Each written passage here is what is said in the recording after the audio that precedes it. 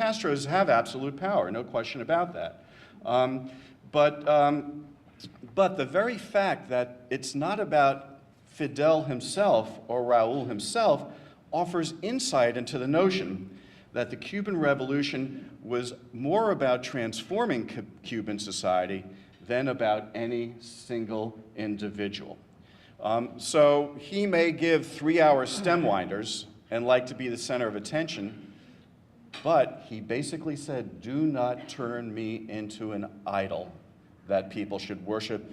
The ideas are far more important than that.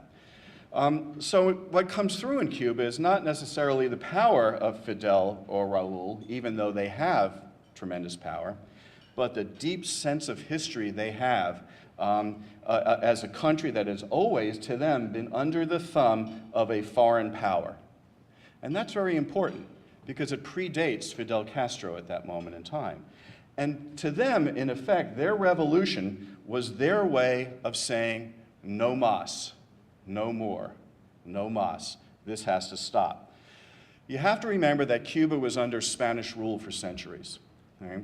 And in the 1890s, well, actually from the 1860s and 70s onwards, a number of Cubans decided to try and fight the Spanish. And that culminated in the original Cuban Revolution in the 1890s with heroes that they still celebrate and a fight against the power of Spain. And when they thought that they had been able to win independence in the 1890s, well, guess what happened? They found that it became not a nation under Spanish control, but a nation under American control.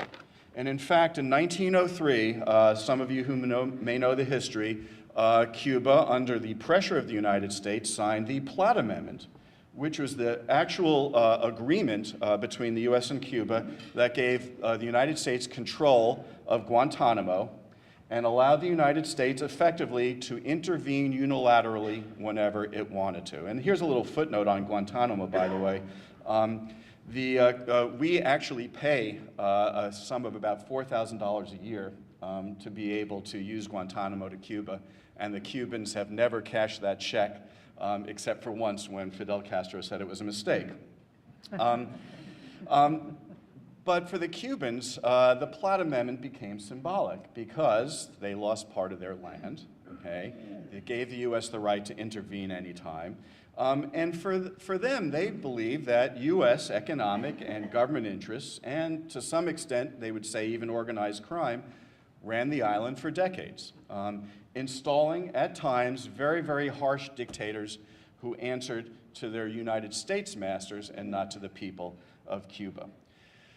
You have to understand that because the history is very, very alive among Cubans today. They are a people with a strong sense of this history. Whether it's fully accurate or not is irrelevant to the fact that they are steeped in this. They think about it, they know it, they talk about it, they can refer to it, and they will bring it up repeatedly when US relations with Cuba are the topic.